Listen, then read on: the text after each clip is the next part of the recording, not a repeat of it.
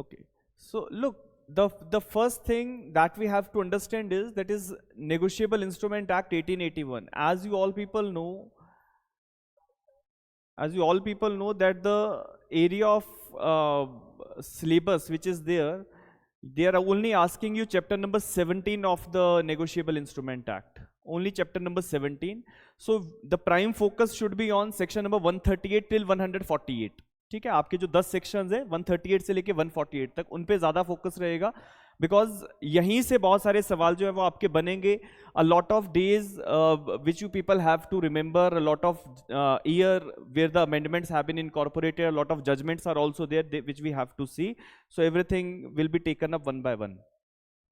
Okay, so let's start. Look, the first point of understanding is that why Negotiable Instrument Act 1881 is there and why the offense of section 138 has been incorporated.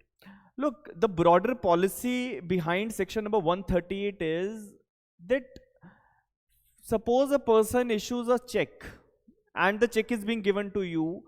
A check is a negotiable instrument by which a person will go to the bank and the bank will pay. Okay, so to establish the faith over the banking system, for that particular objective all these sections are there. And if there is a dishonor of the check, कि अगर मान लीजिए किसी ने check दिया और cheque bounce हो जाता है, so now in that scenario it is considered to be a criminal offense under the Negotiable Instrument Act 1881. Now 138 में प्राइम जो चीज आपको समझनी होती है, that if any person is under any debt or and that person is under any other liability.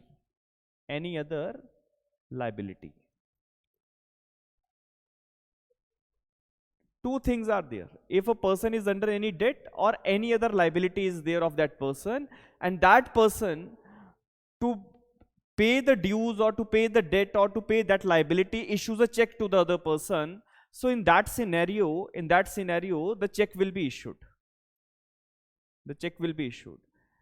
And at that point of time, if the check which is being issued by the concerned person, that is the drawer, to the pay or to the holder in the due course, and if the check dishonors, like bank says okay the person is not having sufficient funds in the bank account, or there is no such agreement with the bank that okay bank will pay, तो उस सारे scenario में 138 का जो offence है वो generate हो सकता है, वो बन सकता है.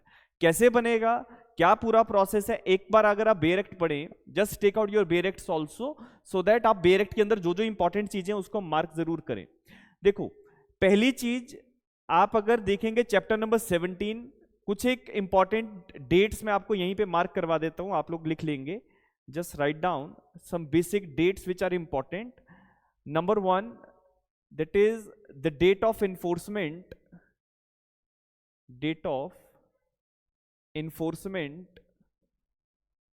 of this particular law and the day on which it has received the assent.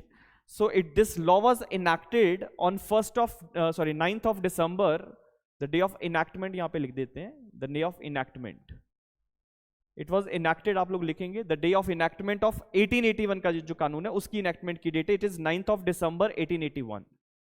9th of December 1881. Apart from that, the date of enforcement of this particular law, that is Negotiable Instrument Act, is 1st of March लिख लेंगे 1st of March 1882. ठीक है, 1882. Enactment हुआ है 1881 में और enforcement इसका शुरू हुआ है 1882 में, 1 मार्च 1882. दूसरी चीज, एक्ट का नंबर आपको पता होना चाहिए. कोई भी आप लॉ पढ़ रहे हैं, as far as the Rajasthan judicial services is concerned, आप लोग देखेंगे कि प्रीवियस ईयर पेपर्स में they are asking some direct questions to you. So if they are asking direct questions like section number और डेट ऑफ एनफोर्समेंट और date on which the president give the assent और what is the act number, तो act number आपको पता होना चाहिए. It is act number 26. Negotiable instrument act is act number 26 of 1881. इसको आप जरूर लिखेंगे, एक्ट नंबर 26 ऑफ 1881. नाउ ये तो होगी कि बेसिक डेट्स क्या हैं. ठीक है, इसके साथ साथ क्योंकि आप लोगों के लिए सिर्फ चैप्टर नंबर 17 इंपॉर्टेंट है, तो चैप्टर 17 के लिए, क्योंकि chapter 17 was not from the very Inception of this law, chapter 17 जो इनकॉर्पोरेट किया गया वो एक अमेंडमेंट के थ्रू है, उसके बारे में भी आप डेट जरूर लिखेंगे. It was amendment done in the year 1988, amendment done in the year 1988. जो चैप्टर नंबर 17 है हम उसकी बात कर रहे हैं, ठीक है. ध्यान से आप लोग कॉपीज पे जरूर लिखेंगे. Amendment is of 1988. Act number 66, amendment का जो एक्ट था that was act number 66, act number 66 of 1988. Amendment जो है वो इन्फोर्स कब हुई है? 1 अप्रैल 1989. This amendment was incorporated and thereafter it came into force on 1st of April 1989. This is the date of enforcement. Date of enforcement. So from this particular date this law had came into effect. आप लोग सभी I hope you are making your proper notes with respect to that so that you will get to know okay what is important in the BEAR Act. And I hope everyone is getting the things with very clarity. Okay, so okay, good enough, good. चलिए, coming to the next point of discussion, dates आप लोगों ने सभी ने लिख ली होंगी. Yes or no, everyone? मैं देख पा रहा हूँ आप लोग कमेंट्स पे yes or no करके अगर लिखेंगे तो I will be able to understand that you people are properly interacting with me as well. Now coming to the next point, देखो सेक्शन 138 अब हम लेके आ रहे हैं. अब 138 में what they are saying, let's read it and follow it up.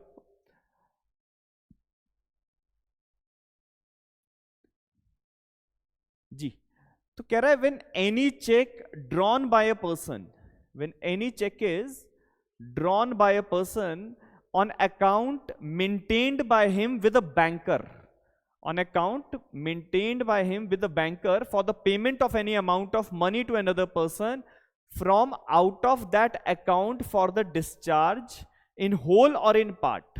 Underline करेंगे, MCQ जहां से बनेगा MCQ, ठीक है. इन होल और इन पार्ट लिखा हुआ है, तो आपने पूरा का पूरा कर्जा उतारना है, पूरा का पूरा डेट उतारना है, उसकी भी बात हो सकती है. और अगर पार्टली उतारना है उसके लिए भी आप चेक दे सकते हो, होली और in part of a debt. Debt means कर्जा, ठीक है. और आगे लिखा है एनी अदर लाइबिलिटी. तो डेट तो होता है कि जी आपने किसी से उधार लिया और उधार चुकाने के लिए आपने जो है चेक जो है वो साइन करके उसको दे दिया. लेकिन other liabilities does not mean that it will always be a debt. Other liabilities का मतलब ये होगा कि मान लीजिए आपने किसी व्यक्ति से कोई सामान खरीदा और वो सामान खरीदने के बदले में आपने पैसा देना था, आपके पास कैश नहीं है, आपने उसको चेक काट के दे दिया. So that is your liability which you have to pay, and with respect to that liability it is talking about over here. आगे लिखा है जब आपने चेक काट के दिया, वो व्यक्ति बैंक में गया और बैंक ने जो है पेमेंट करने से मना कर दिया. देखिए, the moment the bank has refused to pay because what is the reason लिखा है ना, is returned by the bank unpaid because the amount of money standing to the credit of the account is insufficient to honor the check. कहता है कि जिस व्यक्ति ने आपको चेक दिया उसके खाते में पैसे ही नहीं है. The account was not having sufficient money so that the check can be honored. या फिर आगे लिखा है और it exceeds the amount arranged to be paid. It exceeds the amount arranged to be paid from that account by an agreement made with that particular bank. ये जो चीज है इसको मैं आपको अलग से समझाता हूं कि what it is basically mentioning over here. देखो दो चीजें हैं, या तो आपके बैंक में पैसा नहीं है, ठीक है, there is insufficient money in the bank, insufficient money in bank account, ठीक है. तो या तो पैसा नहीं है या पैसा कम था, इस कारण से चेक डिसऑनर हो गया. That can be one thing. And the other thing can be कि आप कभी कभी क्या करते हैं, आई don't know whether you people have witness such kind of things और नॉट, बट यस, मान लीजिए you have an agreement with the bank कि मान लो आपके पास, आपने बैंक से एक सिस्टम डेवलप किया जिसको ओवरड्राफ्ट कहा जाता है. ओवरड्राफ्ट का मतलब क्या है कि आपके पास पैसे कम है लेकिन बैंक आपको लोन दे देगा. तो इस तरीके की लिमिट्स जो हैं वो बैंक क्रिएट कर देता है, जिसमें पार्टीज जो हैं वो बैंक के साथ एग्रीमेंट कर लेती है। Like suppose I go to the bank और मैंने बैंक के साथ एक एग्रीमेंट किया, मैंने कहा कि जी मेरे को एक लिमिट बना के दे दो कि अगर मेरे पास पैसा नहीं भी है तब भी आप मुझे पैसा दे दोगे, तो it is a kind of loan which is given by a bank to the concerned person. अब ये जो पार्टीज के बीच में लाइक बैंक और जो ए नाम का व्यक्ति है, इनके बीच में अगर ये एग्रीमेंट है और what is there in the agreement, suppose bank ने ए को एग्रीमेंट करके ये कहा है कि ठीक है आप जब भी आओगे या कोई भी व्यक्ति आपके बिहाफ पे आएगा तो हम उसको 1 लाख रुपया दे देंगे, 1 लाख रुपया। Now 1 lakh is basically a loan which is to be given by bank to A. This is an agreement between the Mr. A and bank.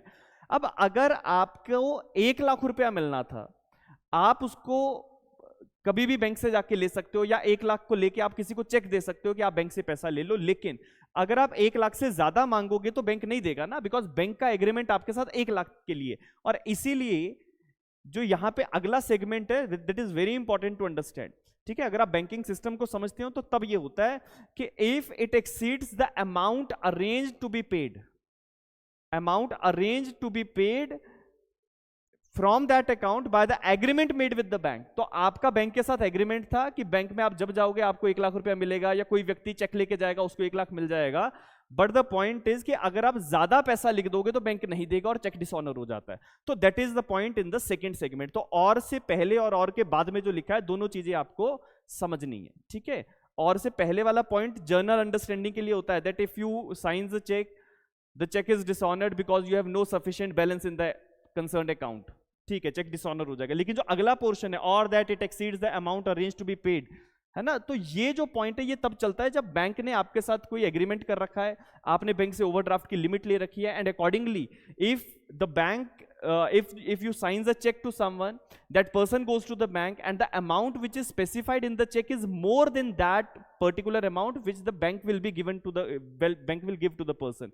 तो ये जो चीज है इसमें और के आगे ये मतलब है, आगे लिखा है such person shall be deemed to have committed an offense. Now the moment the check is dishonored, then we can say that now it is an offense. अब जी ऑफेंस हो गया। Section 138 of the negotiable instrument act कहता है now there is an offence. So the moment there is an offence, now we have to see the offense is under 138, what will be the punishment of it. The punishment in the normal parameters, it is saying the person shall be punished with the imprisonment for a term which may be extended up to 2 years, तो 2 साल तक की सजा हो सकती है, और with fine which may extend up to twice of the amount of the check, or with both. Now what is the punishment? The MCQ can be there in the RJS exam as well. What is the punishment? The punishment is imprisonment up to, सभी लोग comment पे लिख के देंगे, imprisonment up to 2 years. अब 2 साल की मिले ना मिले वो डिपेंड करता है कि केस का नेचर कैसा है, but the court can give the punishment like this, and the punishment will be twice the amount of the check, or twice the amount of check.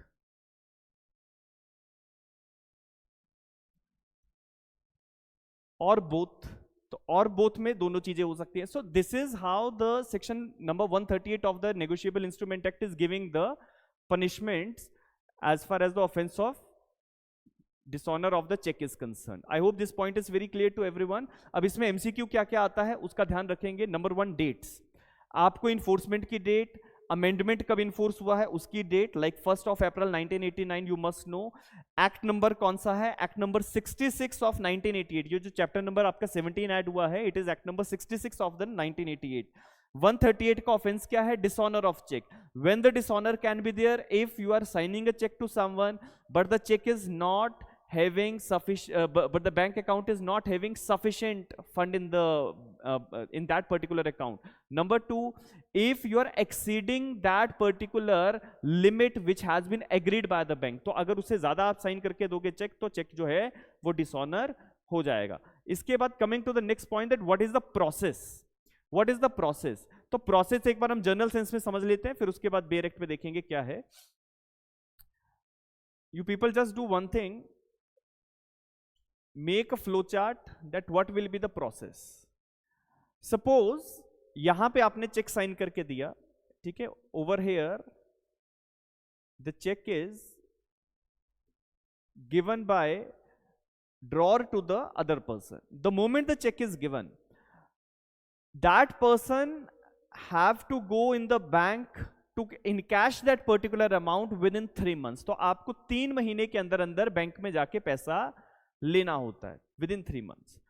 अब होगा क्या कि आपके बेरेक्ट्स में अगर आप देखेंगे तो आपको दिखेगा कि वहां पे जो है 6 मंथ्स का टाइम लिखा हुआ है, ठीक है, 6 मंथ्स का. लेकिन 2012 के अंदर 2012 में नोटिफिकेशन पास किया गया था आरबीआई के द्वारा, जिसमें ये 6 महीने का टाइम कम करके 3 महीने का टाइम किया गया. आपको मैं बेरेक्ट में भी दिखा देता हूं. You people are good enough in the Hindi and English both, और ओनली इंग्लिश ओनली हिंदी? आप लोग कमेंट में मुझे लिख के बता दें, so we can manage it like that. ठीक है, इफ यू पीपल सी, ये लिखा हुआ है, the cheque has been presented to the bank, the check has been presented to the bank within the period of 6 months. अब यहाँ पे 6 months लिखा है, from the date on which it is drawn or within the period of its validity, whichever is earlier. Now they are saying that check is to be presented within 6 months. लेकिन ये पुरानी चीज है.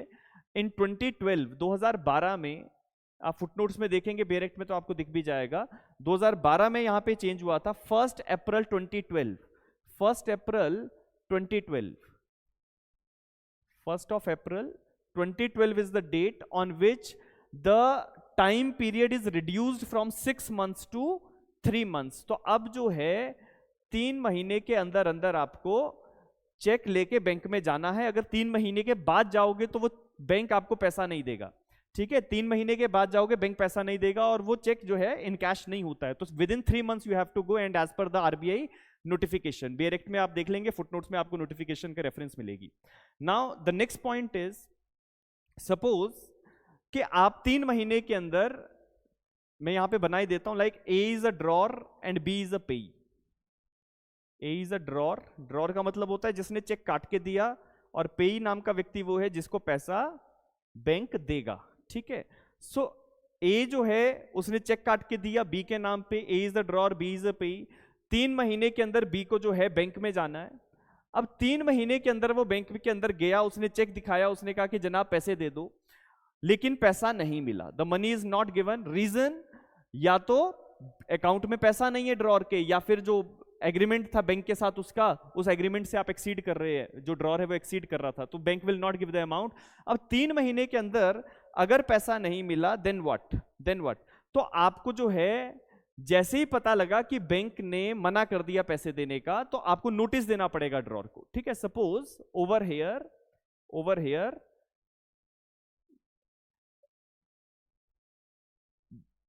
Bank refuses to give money to pay. Bank refuses to give money to pay. To give money to pay. अब सवाल उठा कि मना क्यों किया? तो खाते में पैसा नहीं है तो मना करेंगे, पैसे थोड़ी देंगे. ठीक है, तो जब बैंक ने मना कर दिया, पेई कम्स टू नो कि मेरा पैसा जो है मुझे नहीं मिला, तो यहां से आपको नोटिस देना है. नोटिस पीरियड कितने टाइम का होगा आप लोग कमेंट में लिख के बताएं अगर आपको पता है. You people just give me that what should be the notice period. Yes everyone, what should be the notice period? Notice period, what is the minimum, what is the time period specified in the Bear Act so for serving a notice to the concerned drawer? आप लोग comment में लिख के बताएंगे. ठीक है, 30 days का notice आता है. ठीक है, विद इन 30 days आपको जो है नोटिस देना है, विद इन 30 days. आप अगर बेरेक्ट भी साथ साथ पढ़ रहे हैं तो बेरेक्ट में निकाल लेते हैं. ठीक है, ये लिखा है, the payee or the holder in due course of the cheque as the case may be makes or demand payment of the said amount of money by giving notice. Notice देना पड़ेगा, और notice must be in writing, underline करेंगे, notice must be in writing to the drawer of the cheque. तो आपको पैसा bank ने नहीं दिया, आपने ड्रॉर को नोटिस भेजा कि भाई साहब पैसा बैंक नहीं दे रहा है. तो क्यों नहीं दे रहा है? विद इन 30 days, 30 दिनों के अंदर अंदर आपको नोटिस देना है। तो जैसे आज बैंक ने मना कर दिया तो within the next 30 days आपको नोटिस जो है वो देना होता है of the receipt of the information by the bank regarding the return of the cheque as unpaid. तो आपको विद इन 30 डेज नोटिस जो है वो देना है किसको? ड्रॉर को। Notice is to be given to drawer, notice to drawer.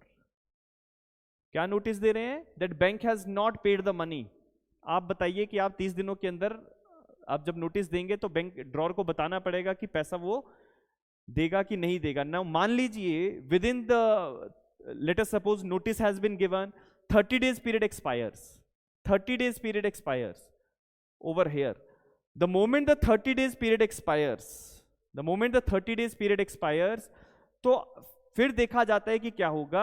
और अगर पैसा देना है, ड्रॉर चाहता है कि पैसा जो है वो दे दे, तो उसका भी पूरा एक प्रोसेस रखा गया है। If you people see the next proviso, next clause in the proviso, ये लिखा है the drawer of the cheque fails to pay a payment of money to the payee or to the holder in due course of a check within 15 days of the receipt of the said notice। Underline करेंगे receipt।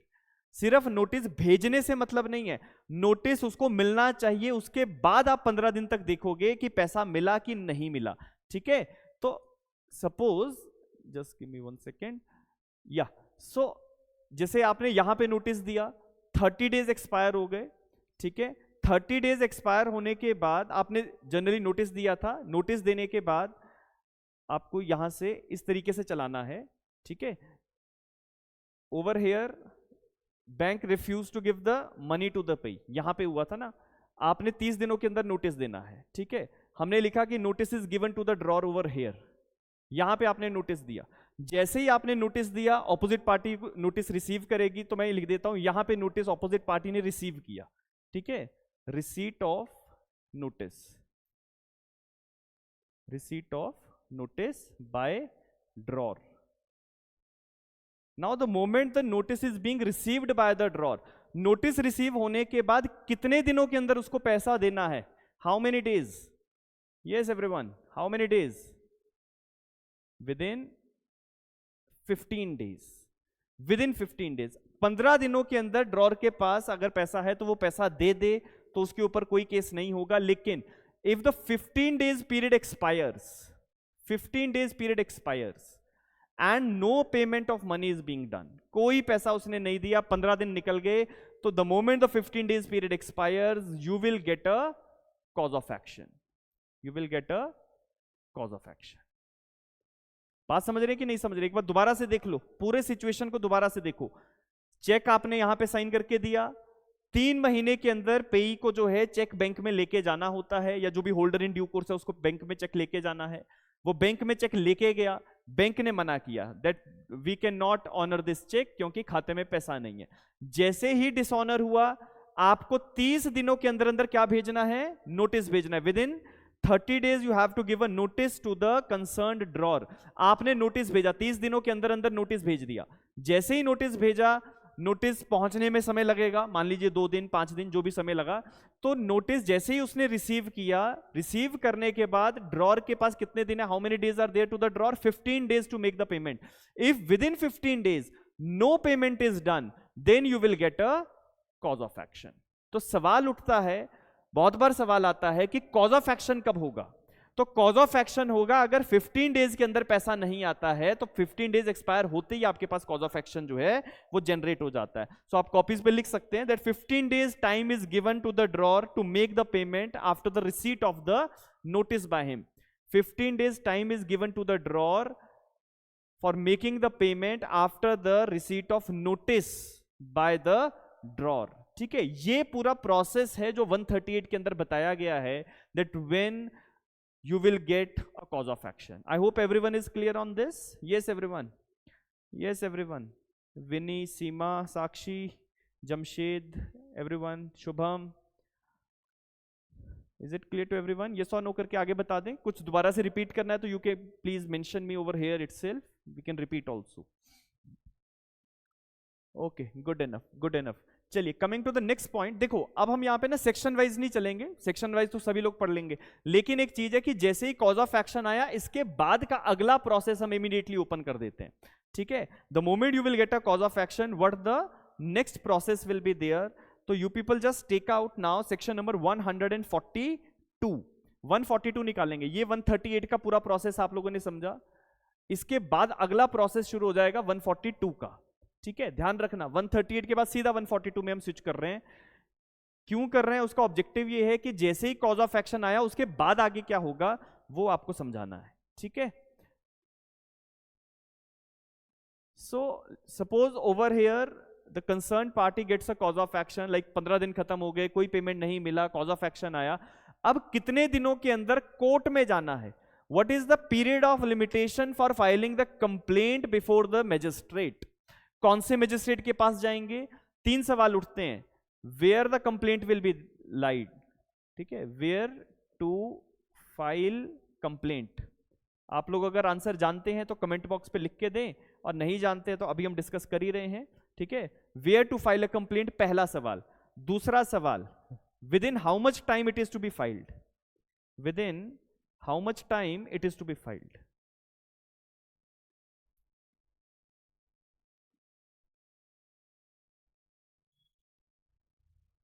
With in how much time it is to be filed, दो सवाल हो गए, दो सवाल हो गए, और इसके साथ साथ how to file it, how to file, oral दे सकते हो, रिटर्न में जाना है, क्या पूरा प्रोसेस है, क्या पूरा प्रोसेस है, तीन सवाल, तीन सवालों के उत्तर मिलेंगे सेक्शन नंबर 142 के अंदर। आपके राजस्थान में देखो बड़ा अच्छा है कि एग्जाम जो है वो हिंदी में भी देखा जाता है, इंग्लिश में भी आता है, मतलब हिंदी और इंग्लिश दोनों में आपके एमसीक्यू के क्वेश्चंस जो है वो आपको देखने को मिल जाते हैं, तो अगर किसी को हिंदी में परेशानी है तो इंग्लिश में समझ ले, इंग्लिश में प्रॉब्लम है तो हिंदी में देख लो, ठीक है। 142 कॉज ऑफ एक्शन से आगे की बात करें, देखिए the moment the cause of action arises, the moment the cause of action arises, now you have to file a complaint, file आप कैसे करोगे, सिर्फ राइटिंग में करोगे, how to file, written format में, ओरल कंप्लेंट नहीं सुनेंगे जज साहब, रिटर्न फॉर्मेट में कंप्लेंट देना पड़ेगा,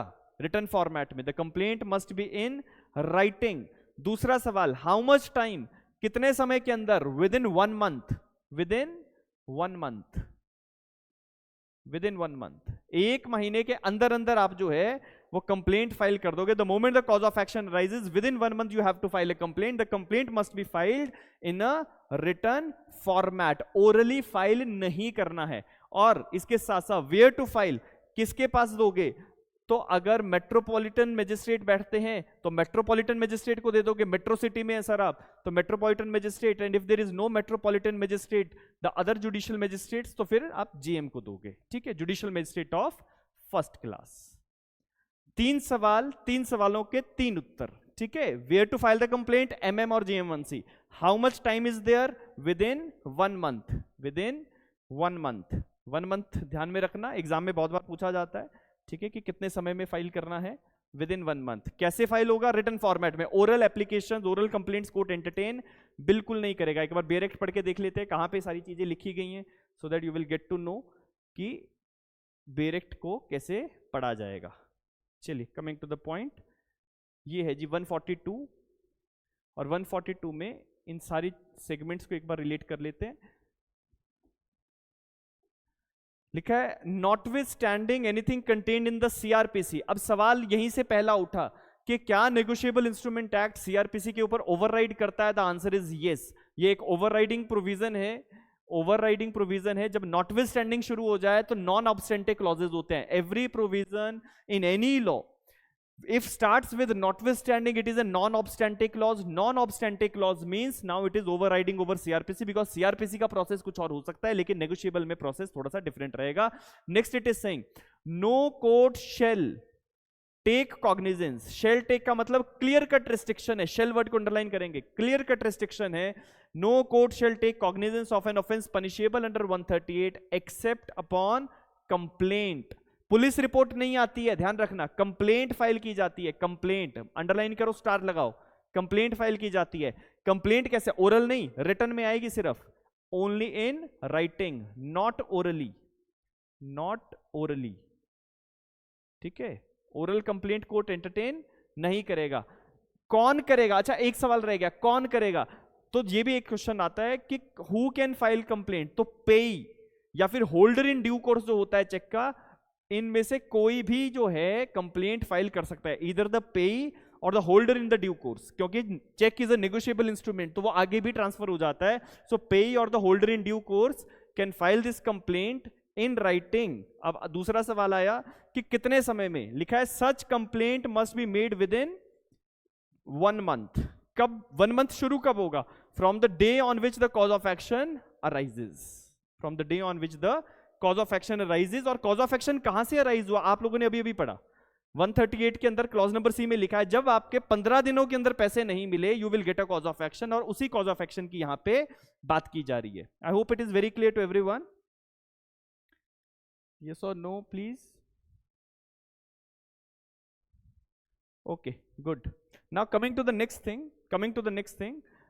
it is saying that proviso aa gaya that the cognizance of a complaint may be taken by the court after the prescribed period if the complainant satisfies the court that he had sufficient cause for making the complaint within such period। ये आ गया जी condonation of delay। condonation of delay कि मान लीजिए आपने within 1 month complaint file नहीं किया, आप देरी से जा रहे हैं, so if you are having certain justified reasons that why there is a delay, the court may condone that particular delay। तो सवाल आ जाता है, बहुत बार सवाल आता है कि नेगोशिएबल इंस्ट्रूमेंट एक्ट के अंदर कॉन्डोनेशन कहां पे लिखा गया है। तो कॉन्डोनेशन का कोई अलग से प्रोविजन आपको नहीं मिलेगा, but you will be getting this particular point in section 142 itself. तो 142 के अंदर ही है, ठीक है। तो इसका आपने ध्यान रखना है। Now the next thing is who is going to conduct the proceedings or who is going to conduct the trial in such cases। तो लिखा है no court inferior to the metropolitan magistrate or JM 1C shall try any offense punishable under section number 138। तो कोई भी magistrate JM 1C या MM से नीचे का मैजिस्ट्रेट जो है वो ऐसे केसेस को नहीं सुन पाएंगे, they are not having the competency. So सिर्फ MM या JM 1C। एग्जाम में ये सारे सवाल आते हैं। सो बैक टू बैक आपके सामने मैंने जितनी भी चीजें रखी हैं अभी तक वो सारी ही एमसीक्यूज के लिए इंपॉर्टेंट है। तो अब आपको ये पूरा समझ में आ गया होगा कि कॉज ऑफ एक्शन जो है आपका अराइज हुआ, ठीक है, और उसके विद इन 1 मंथ आपको जो है कंप्लेंट फाइल करना है। Complaint must be in a written format. Oral complaint court entertain नहीं करेगा। रिटन में आपने कंप्लेंट दिया, कोर्ट एंटरटेन कर लेगा। कौन सी कोर्ट? जेएम या एमएम। इसके बाद मान लीजिए विद इन 1 मंथ आप कंप्लेंट नहीं दे पा रहे हो, within 1 month you are not filing the complaint because of any justified reason or anything, then you can file an application for the condonation of delay also. लेकिन यहां पे limitation act के अंदर एप्लीकेशन मत लगा देना, section 5 limitation act का नहीं लगेगा।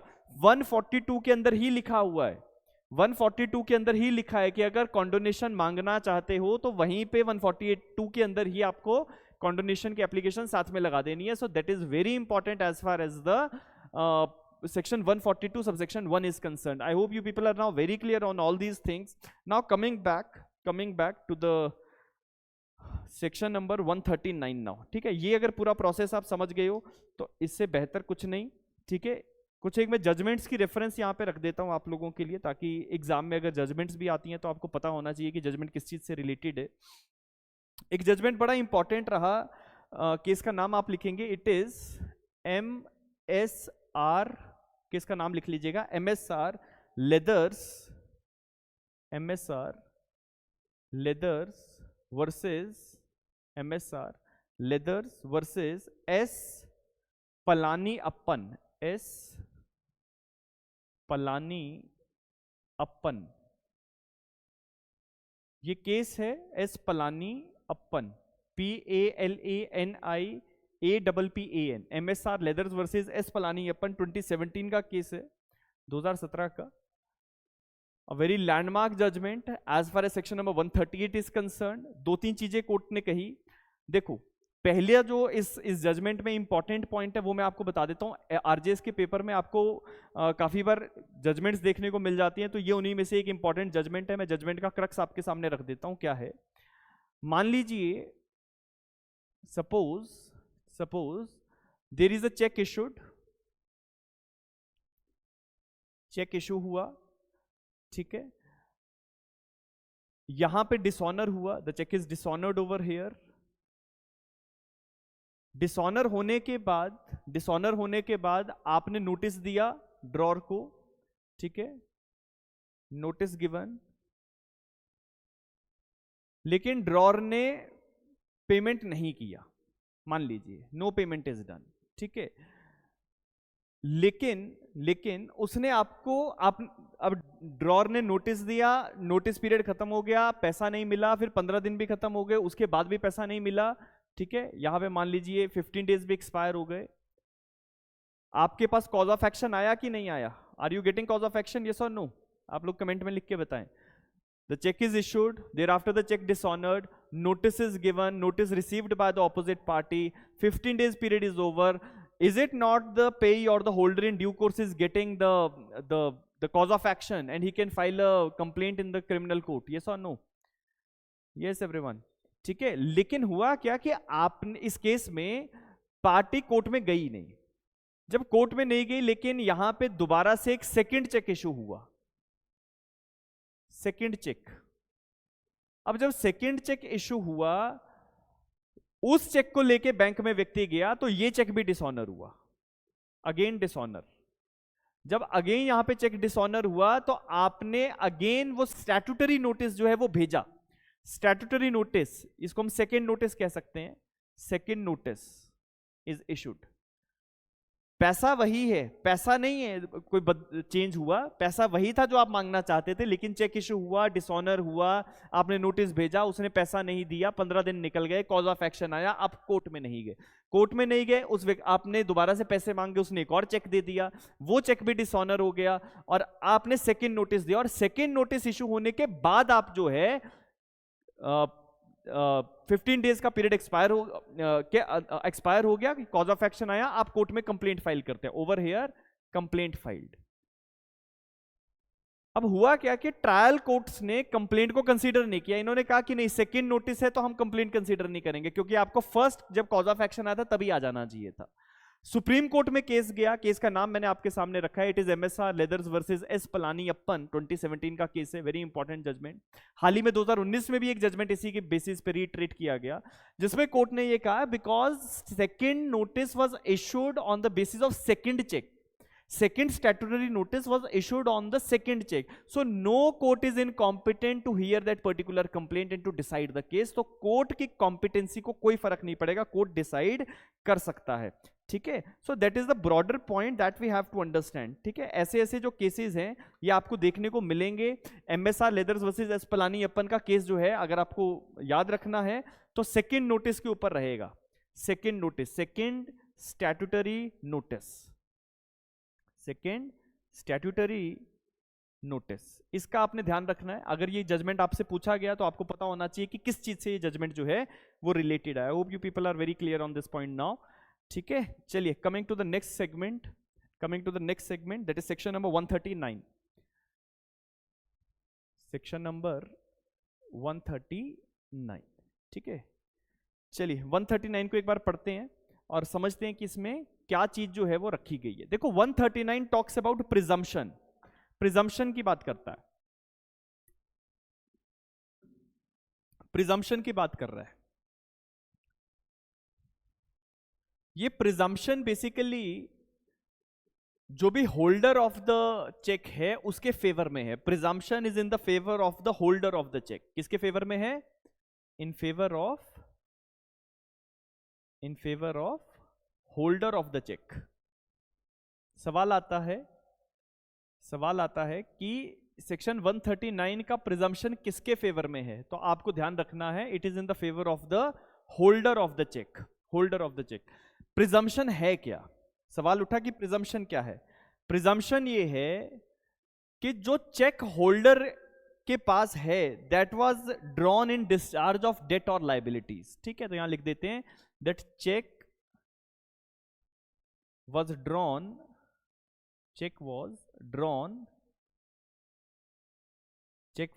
लिखते जाएंगे, check was drawn in discharge of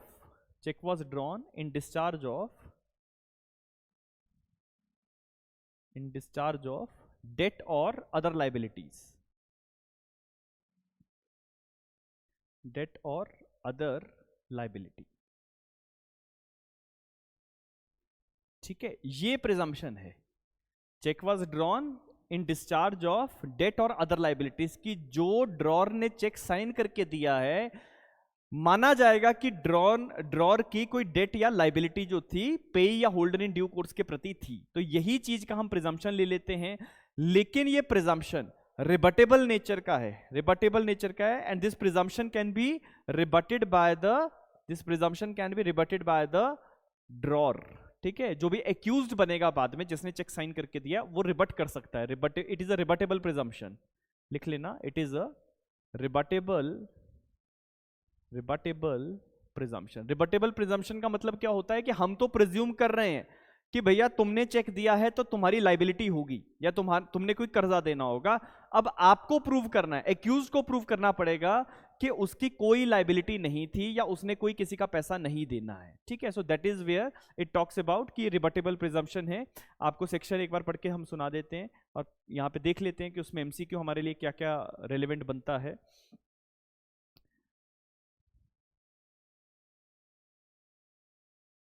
Yes. So as you people see, section number 139 लिखा है it shall be presumed, mandatory presumption, underline कर लेना, mandatory presumption, it shall be presumed unless the contrary is proved। unless the contrary is proved का मतलब क्या हुआ कि अगर contrary prove कर दिया accused ने, ठीक है, तो फिर वो ठीक है, तो इसीलिए हम कहते हैं ये रिबटेबल प्रिजम्पशन है। it shall be presumed that the holder of the check received the check of the nature referred in 138 for the discharge in whole or in part any debt or other liability। अलग अलग states में paper में एक सवाल आ जाता है कि it is only for the debt और फॉर लाइबिलिटी और फॉर डेट और एनी अदर लाइबिलिटी, तो दोनों चीजें आती हैं, डेट और एनी अदर लाइबिलिटी की बात आ जाती है। तो we are going to presume it that you are under any debt or liability, but it is a rebuttable presumption of law, rebuttable presumption of law, factual presumption नहीं है, law का presumption है, तो इसका ध्यान रखना। ठीक है, rebuttable presumption of law, rebuttable presumption of law. ठीक है, so just make it down on your respective bear acts, वहां पे लिख लेना, लिख लेना, आपको काम आएगा, एग्जाम में पूछा जाता है, तो आपको पता होना चाहिए कि किस तरीके की प्रिजम्पशन जो है वो रखी गई है। इसके बाद अगला जो हमारा प्रोविजन है दैट इज सेक्शन नंबर 140, उस पर बात करते हैं। सेक्शन 140,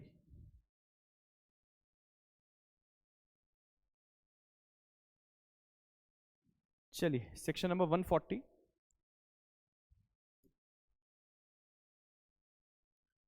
देखो 140 कह रहा है कि अगर एक्यूज्ड को कोई भी डिफेंस लेना है, ठीक है, तो डिफेंस ले सकता है कि नहीं ले सकता है। लिखा है it shall not be a defence in the prosecution of an offence under 138 that the drawer has no reason to believe that the when he issued the check may be dishonored on the presentation for the reason stated in that section। कह रहे कि आप अगर court के सामने ये कह रहे हो कि जी मुझे नहीं पता था कि जो चेक मैंने दिया है वो डिसऑनर हो जाएगा, तो ये डिफेंस आपका मान्य नहीं होगा। If you are raising a defense before the court of law that you were not aware that your check will be dishonored, we are not going to admit such kind of defenses। 140 आपके ऊपर clear cut restriction लगा रहा है, defense which may not be allowed in any prosecution under 138। ध्यान से समझ लो क्या चीज लिखी है, it shall not be a defense in the prosecution for an offense under 138 that drawer ये डिफेंस नहीं ले सकता। कौन डिफेंस नहीं ले सकता? ड्रॉर। क्या डिफेंस नहीं ले सकता? That he has no reason to believe that the cheque may be dishonoured. ठीक है, ये डिफेंस आपको लेने की बिल्कुल छूट नहीं है। ठीक है, तो आप कॉपी पे लिख रहे हैं साथ साथ तो लिख लेंगे that no defence can be taken by the drawer that he has no reason to believe that the cheque may be dishonoured. ठीक है, इसके बाद अगले पॉइंट पे आते हैं। Let's come to the next area of discussion that is section number 141। 141 offence by companies की बात करता है, ऑफेंस बाय कंपनीज की बात कर रहा है। जब ऑफेंस बाय कंपनीज की बात हुई तो पहले हमें समझना पड़ेगा कि कंपनी किसको हम मानेंगे, कंपनी किसको मानेंगे। तो कंपनी, ये लास्ट टाइम बीआरजेएस में लास्ट टाइम भी ये सवाल आया था कि व्हाट इज कंपनी एज पर नेगोशिएबल इंस्ट्रूमेंट एक्ट। तो कंपनी की डेफिनेशन जब पढ़ेंगे तो लिखा है company means a body corporate and it includes a firm and association of individuals. ठीक है, company means a body corporate, firm या फिर एसोसिएशन ऑफ द इंडिविजुअल्स, ठीक है। और इसी के साथ साथ जब डायरेक्टर की बात हो रही है तो डायरेक्टर कौन माना जाएगा, तो अगर फर्म है, जैसे मान लीजिए पार्टनरशिप फर्म है, तो पार्टनर्स जो होंगे उस फर्म के वो भी डायरेक्टर माने जाएंगे। The partners of the firm will also be consider to be the directors, क्योंकि वैसे देखो डायरेक्टर तो कंपनी में होता है, पार्टनरशिप फर्म में पार्टनर्स होते हैं, लेकिन हमने एक ऑफेंस बनाया है where the dishonour of the cheque is there and the drawer is a company suppose, तो उसमें कंपनी में कौन कौन आएगा, तो बॉडी कॉर्पोरेट होती है, बॉडी कॉर्पोरेट मतलब एनीथिंग विच इज रजिस्टर्ड, या कोई भी फर्म है जो पार्टनरशिप फर्म हो सकती है, एसोसिएशन ऑफ इंडिविजुअल्स, जैसे हमारी कोई पार्टीज हैं, एसोसिएशन ऑफ इंडिविजुअल्स हैं, कुछ एक लोग मिलके काम करते हैं, वो सब यहाँ पे कंपनी की टर्मिनोलॉजी में कवर हो रहे हैं। और डायरेक्टर मीन्स जो कंपनी के डायरेक्टर है वो तो है ही है, लेकिन means in relation to a firm, तो अगर पार्टनरशिप फर्म की रेफरेंस में आपको देखना है कि डायरेक्टर किसको माना जाएगा, तो उसके जो पार्टनर्स हैं वो डायरेक्टर माने जाएंगे। इसके बाद अगला जो पॉइंट है कि कंपनी ने अगर ऑफेंस किया है तो लाइबिलिटी किसकी होगी, who will be liable if the offence is being committed by a company. तो देखो अब कंपनी अपने आप में एक लीगल एंटिटी है, company itself a legal entity, but company can not B imprisoned. आप कंपनी को कैसे जेल भेजोगे, कंपनी के ऊपर फाइन लगाया जा सकता है लेकिन कंपनी को जेल नहीं भेजा जा सकता, तो उस सिचुएशन में the directors will be responsible for that. कौन रिस्पॉन्सिबल होगा, डायरेक्टर्स विल बी रिस्पॉन्सिबल। और जब डायरेक्टर्स की रिस्पॉन्सिबिलिटी की बात हुई तो हमें यह देखना है कि कौन सा डायरेक्टर रिस्पॉन्सिबल है और कौन सा डायरेक्टर रिस्पॉन्सिबल नहीं है। और वहीं से एक और चीज कि कंपनीज कभी कभी सरकार की भी होती हैं, जो हमारी मिनी रत्न कंपनीज हैं, महारत्न कंपनीज हैं, या सरकारी अंडरटेकिंग के अंदर जो कंपनीज आती हैं, उन कंपनीज के अंदर भी तो डायरेक्टर्स होते हैं जो सरकार अपॉइंट करती है, तो क्या वो लोग भी रिस्पॉन्सिबल होते हैं। उसी के लिए पूरा सेक्शन नंबर 141 एक बार आप पढ़ेंगे तो क्या लिखा हुआ है, let's proceed it and we will get to know that how the legislature has drafted this particular section. Just give me 1 second. Yeah, it is saying that if a person is committing an offense under 138 is a company, तो company कौन है, company भी एक legal person है, person is committing an offence is a company. Every person who at the time when the offence is committed, जिस समय dishonour of cheque हुआ, क्या हुआ, डिसऑनर ऑफ चेक हुआ, such person was incharge, incharge को underline करेंगे, और was responsible to, कोई भी व्यक्ति जो कंपनी का इंचार्ज है या कंपनी के एक्ट्स के लिए रिस्पॉन्सिबल है, with respect was in charge of or was responsible to the company for the conduct of the business of the company, क्योंकि कंपनी के नाम से बिजनेस होता है, व्यक्ति विशेष बिजनेस नहीं करता, ठीक है, कंपनी के नाम से बिजनेस होता है, तो वो व्यक्ति भी रिस्पॉन्सिबल होगा as well as the company. Underline कर लेना, जो भी व्यक्ति कंपनी की जिम्मेवारियां रख रहा है, any person who is in charge of the company or any person who is responsible for the acts of the company, that person is also equally liable. Along with that, the company will also be liable, क्योंकि company को jail नहीं भेज सकते लेकिन जुर्माना तो लगा सकते हैं ना, फाइन तो लगा सकते हैं, तो एज वेल एज कंपनी जो लिखा गया है वो इसीलिए लिखा गया है। shall be deemed to be guilty, shall be deemed to be guilty। अब deemed to be guilty का वर्ड क्यों आया, why they are asking deemed to be guilty, उसके पीछे का बड़ा बेसिक सा मतलब है। देखो deemed to be guilty का मतलब ये हुआ कि देखो कंपनी खुद तो काम कर नहीं रही, कंपनी के पीछे लोग काम कर रहे हैं, लेकिन माना जाएगा कि कंपनी भी अपराधी है, ठीक है, इसीलिए आ गया that shall be deemed to be guilty of an offence and shall be liable to be proceeded against and punished accordingly. तो कंपनी के ऊपर भी पनिशमेंट लगेगा और व्यक्ति विशेष के ऊपर भी पनिशमेंट जो है वो इंपोज किया जाएगा। So company and person both are liable, person कौन, जो रिस्पॉन्सिबल है, जो इंचार्ज है, ठीक है। इसके साथ साथ आगे इन्होंने लिखा है, प्रोवाइजो पढ़ रहे हैं, देखा, provided that nothing contained in this section shall render any person liable to punishment if he proves that, किस व्यक्ति को सजा नहीं होगी, which person is not liable to punishment if he proves that the offence was committed without his knowledge or he had exercised all due diligence to prevent the commission of the offence. सवाल आ गया, आपको सवाल आ सकता है कि when a person cannot be made liable under the negotiable instrument act if the dishonor of check is there by the company, so if a person was not having any knowledge, अगर व्यक्ति विशेष को जानकारी नहीं थी जानकारी नहीं थी, या फिर ड्यू डिलीजेंटली वो एक्ट कर रहा था और उसको नहीं पता था कि ऐसा कुछ हो जाएगा, या वो प्रिवेंट करने की भी कोशिश कर रहा था, such person shall not be liable for any punishments. ऐसे किसी व्यक्ति को आप पनिशमेंट जो है वो नहीं दोगे। इसके साथ साथ जो सरकारी कंपनीज हैं उसकी बात आती है। सरकारी कंपनीज के केस में देखते हैं जी क्या होता है। सरकारी कंपनी तो लिखा है provided further where a person is nominated as a director of a company by virtue of its holding any office और एम्प्लॉयमेंट इन द सेंटर और स्टेट गवर्नमेंट। अगर किसी भी व्यक्ति को सरकार ने नॉमिनेट किया है एज अ डायरेक्टर, तो सरकार प्राइवेट कंपनी में तो डायरेक्टर नहीं ना बिठाएगी, सरकार तो डायरेक्टर सरकारी कंपनी में ही बिठा पाएगी, ठीक है। या जहां पे भी सरकार की अंडरटेकिंग ज्यादा रेशो में है वहां पे you can go for the nomination of the director. So if any person who is nominated as a director of a company by virtue of its holding any office और employment in the central government or state government or the financial corporation owned and controlled by the central government और state government। अब होता क्या है कि जैसे मान लीजिए हमारे देश में मथुरा रिफाइनरी है, तो मथुरा रिफाइनरी का जो मैनेजिंग डायरेक्टर होगा वो सरकार के द्वारा कोई आईएएस व्यक्ति को अपॉइंट किया जाएगा। तो ऐसी जो भी हमारी कंपनीज होती है सरकारी, वहां पे ऐसा किया जाता है। तो ऐसे लोगों की कोई लाइबिलिटी नहीं होती है, ठीक है। Such person shall not be liable for the prosecution under this chapter because they are public servants. उनके लिए प्रोसेस बिल्कुल डिफरेंट रहेगा, they will not be prosecuted under this particular chapter. इसके साथ साथ सबसेक्शन 1 को लेके अब एक ओवरराइडिंग प्रोविजन आ गया बीच में। Now what that overriding provision is coming in the midwhile, उस पे आते हैं। लिखा है notwithstanding anything contained in subsection 1।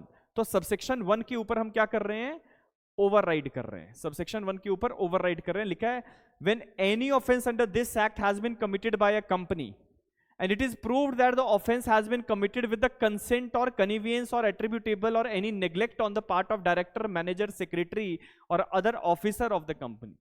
कहने का मतलब ये हुआ कि अगर कोई भी नेगोशिएबल इंस्ट्रूमेंट एक्ट के अंदर सेक्शन 138 के अंदर चेक डिसऑनर हुआ, कंपनी के नाम से चेक काटा गया, लेकिन कंपनी खुद तो कर नहीं सकती ये काम, तो वहां पे किसी व्यक्ति विशेष का कंसेंट था, कन्वीनियंस थी, कन्वीनियंस का मतलब होता है सहयोग था, एट्रीब्यूटेबल और neglect on the part of any director, किसी डायरेक्टर का, मैनेजर का, सेक्रेटरी की तरफ से नेग्लिजेंस की गई है, तो सच डायरेक्टर, मैनेजर, सेक्रेटरी और other officer shall be deemed to be guilty of the offence and shall be liable to be proceeded against and punished accordingly. तो उन लोगों को भी सजा जो है बराबर मिलेगी जिनकी भी मर्जी से, कंसेंट से, सहयोग से, नेग्लिजेंस से, एट्रीब्यूट्स के साथ अगर ऐसा डिसऑनर ऑफ चेक हुआ है तो all those persons will be liable. तो ये बात हुई आपकी ऑफेंस बाय कंपनीज को लेके। इंपॉर्टेंट क्वेश्चंस क्या क्या बनते हैं, कंपनी कौन होगी, तो you people know it is a body corporate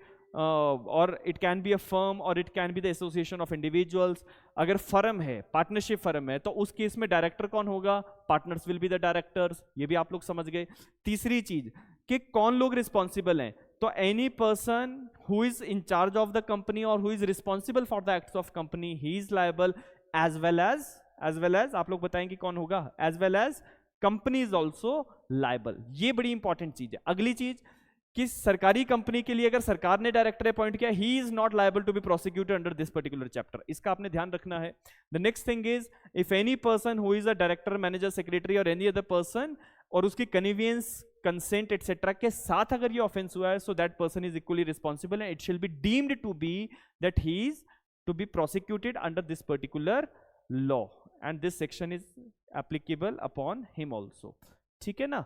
अब इसके बाद अगली बात हम करते हैं जुरिस्डिक्शन के पॉइंट ऑफ व्यू पे। ठीक है, now we are coming to the jurisdiction point of view. अगर अच्छे से समझ में आ रहा है तो सभी लोग एक बार लाइक कर दो, सभी लोग एक बार लाइक कर दो अगर समझ में आ रहा है। ठीक है, और जितने भी लोग लॉर्ड सिको के चैनल पे पहली बार आए हैं वो सब्सक्राइब जरूर करेंगे। चलिए अगला पॉइंट जो है वो हम बात कर रहे हैं जुरिस्डिक्शन के पॉइंट्स पे। ठीक है, now what actually the provision with respect to the jurisdiction of the court, how the court will get to know that whether they can try the particular case or not. Now we are coming on that. Answer आपको इसका मिलेगा section number 142 के subsection 2 के अंदर। 142 subsection 2, इसका आपने ध्यान रखना है। ठीक है, देखो स्टार्टिंग में जब ये नेगोशिएबल इंस्ट्रूमेंट एक्ट के अंदर चैप्टर नंबर 17 इनकॉर्पोरेट हुआ, तो अलग अलग कोर्ट्स का जुरिस्डिक्शन होता था। अलग अलग कोर्ट्स का जुरिस्डिक्शन कहने का मेरा मतलब है कि जहां पे भी चेक साइन हो रहा है वहां पे भी कोर्ट का जुरिस्डिक्शन, जहां पे चेक प्रेजेंट किया गया वहां पे भी जुरिस्डिक्शन हो जाता था, जहां पे नोटिस भेजा गया वहां पे भी जुरिस्डिक्शन हो जाता था। तो अलग अलग कोर्ट्स में जुरिस्डिक्शन जो थी वो पहुंच जाती थी। लेकिन 142 सबसेक्शन 2 जब इनकॉर्पोरेट हुआ 15/6/2015, ठीक है, अगर आप देखें तो आपके बेरेक्ट्स में आपको मिलेगा, जस्ट गिव मी 1 सेकेंड,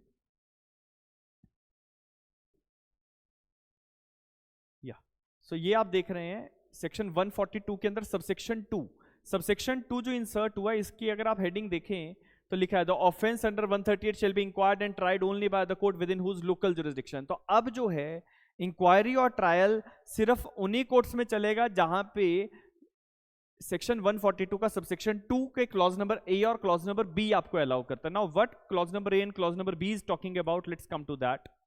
ये जो प्रोविजन आपका इंसर्ट हुआ है, डेट आप जरूर लिखेंगे, ठीक है। 142 सबसेक्शन 2 कब इंसर्ट हुआ? It is 15 June 2015, 15 June 2015।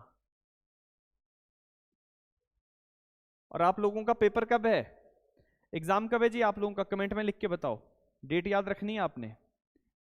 Yes everyone, 15 जून 2015 को 142 सबसेक्शन 2 इनकॉर्पोरेट हुआ, और आपकी एग्जाम की डेट कब है इसका आपने ध्यान रखना है, दोनों आसपास हैं कि नहीं, ठीक है, या एक ही दिन को है?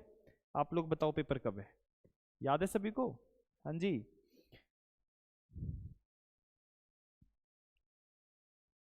ठीक है। तो 16 जून को पेपर है, और याद रखना कि ये अमेंडमेंट अगर पूछेंगे तो 15 जून को, एक दिन पहले 2015 में पास हुई थी, ठीक है ना।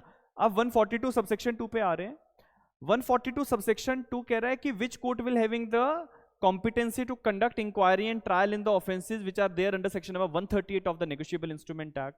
दो चीजें बड़ी इंपॉर्टेंट है। देखो, आप लोगों ने अगर चेक कभी काट के दिया हो तो दो तरीके के चेक होते हैं। वन आर द अकाउंट पे चेक्स। अकाउंट पे चेक्स क्या होते हैं आप लोगों को अगर पता हो तो जब भी आप चेक के ऊपर, जब भी आप किसी चेक के ऊपर, लाइक मान लीजिए ये आपका चेक है और चेक के ऊपर क्रॉस कर दें, क्रॉस कर दें, तो ये हो जाता है अकाउंट पेई। क्या हो जाता है? अकाउंट पेई। अकाउंट पेई का मतलब ये है कि बैंकर आपको हाथ में पैसे नहीं देगा, बैंकर आपके खाते में पैसे ट्रांसफर करेगा, इसलिए इसको अकाउंट पेई कहा जाता है। और अगर कोई चेक ऐसा है जिसमें डबल क्रॉस आपने नहीं किया है, ठीक है, so that cheque can be drawn and the payment will be there to cash. आपको कैश में लेना है कैश में ले लो, खाते में पैसे डलवाने हैं खाते में ले लो। अब यहां से फर्क होता है, जब अकाउंट पे ही चेक है तो बैंक में पैसा जाएगा, और अगर अकाउंट पे ही नहीं है तो आप कैश भी ले सकते हो। अब दोनों सिचुएशंस में कोर्ट्स की जुरिस्डिक्शंस को डिफरेंशिया किया गया कि कौन से केस में कैसी जुरिस्डिक्शन कोर्ट के पास रहेगी। तो आप आइए जरा सेक्शन 142 के सबसेक्शन 2 के अंदर, and let's read what is being mentioned over there. देखिए, अब आपको समझ में आ जाएगा, अगर आप चेक के टाइप्स को समझ गए तो आपको यह भी समझ में आ जाएगा कि कैसे कैसे जो है कोर्ट के पास कॉम्पिटेंसी आएगी इंक्वायरी और ट्रायल चलाने की। लिखा है, if the cheque is delivered for collection through an account, through an account, through an account का मतलब अकाउंट पे की बात हो रही है। The branch of the bank, branch of the bank where the payee or the holder in due course as the case may be maintains the account। जहां पे खाता है, जिस ब्रांच में खाता है, जिस जगह पे वो है, वहां पे केस होगा, वहां पे केस होगा। तो इसको बड़े इंपॉर्टेंट तरीके से आप लिख लेंगे। हम यहां पे एक छोटा सा चार्ट बना लेते हैं आपकी समझ के लिए।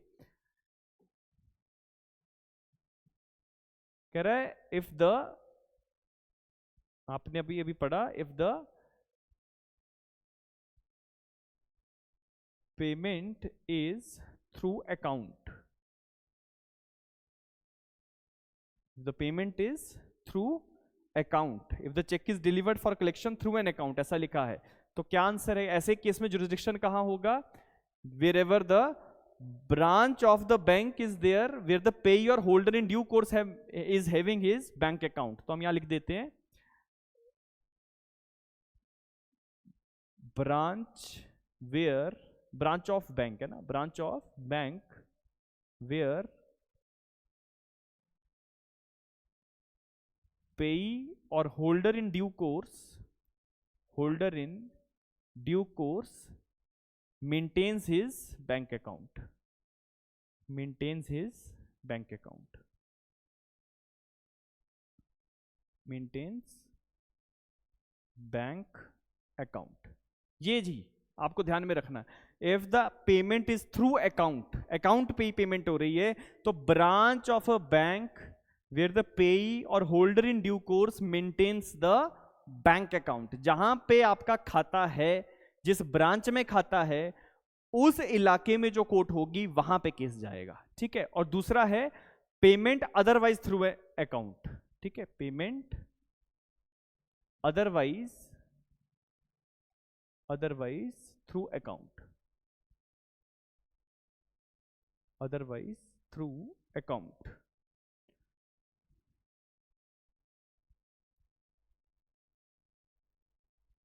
तो ऐसी सिचुएशन में आपको चलेगा क्लॉज नंबर बी, और क्लॉज नंबर बी एक बार आप पढ़ेंगे तो आपको समझ में आएगा कि कहां पे आपका जो है कोर्ट का जुरिस्डिक्शन रहेगा। लिखा है, if the cheque is presented for payment by the payee और holder in due course otherwise through an account, the branch of the drawee bank where the drawer maintains the account. जहां पे drawer का खाता है, उस bank की branch जहां पे है, वहां पे आपका केस हो सकता है, ठीक है। Where the drawee bank, branch of the drawee bank where the drawer maintains the account. तो ये बड़ा इंपॉर्टेंट है, देखो एमसीक्यू में यहीं पे गलती हो जाती है बच्चों से। तो यहां पे हम लिखेंगे वेयर द, ऐसे लिखेंगे branch of bank where drawer कौन होता है, हु इज ड्रॉर, जिसने चेक काट के दिया, where the drawer maintains his bank account, where the drawer maintains his bank account, ठीक है ना। तो ये आपको समझ में आना चाहिए। I hope it is very clear to everyone, yes, thumbs up कर दें एक बार, और समझ में आ गया तो बहुत अच्छी बात है। अगले प्रोविजन पे फिर स्विच करते हैं, ठीक है। और इससे रिलेटेड एक दो जजमेंट्स है, उसके ऊपर भी मैं आपका ध्यान केंद्रित कर देता हूं, ताकि अगर एग्जाम में आ जाए तो आपको अचंभा नहीं होना चाहिए, ठीक है, परेशान नहीं होना है।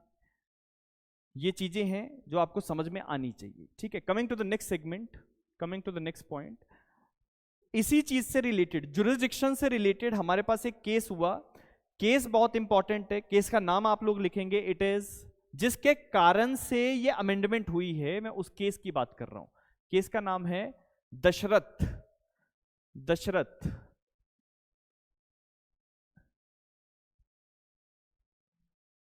इट इज दशरथ, आप लोग लिखते जाएंगे, मैं लिख देता हूं। इट इज दशरथ रूप सिंह राठौड़,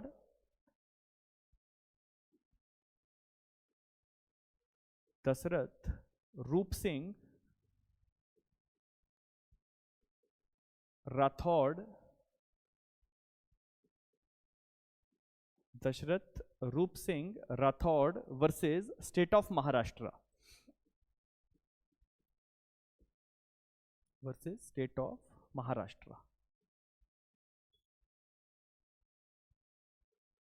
ये हमारा जजमेंट है 2014 का, 2014 का जजमेंट है सुप्रीम कोर्ट का, 2014। इस केस में ऑनरेबल सुप्रीम कोर्ट ने कहा था कि जी अलग अलग चेक्स हैं, अलग अलग जगह कंप्लेंट्स आ जाती हैं, फिर कभी ड्रॉर को दूर तक ट्रेवल करना पड़ रहा है, कभी ड्रॉई को दूर तक ट्रेवल करना पड़ रहा है, तो उससे बेटर है कि हम इसको एक प्रोसेस क्रिएट कर दें।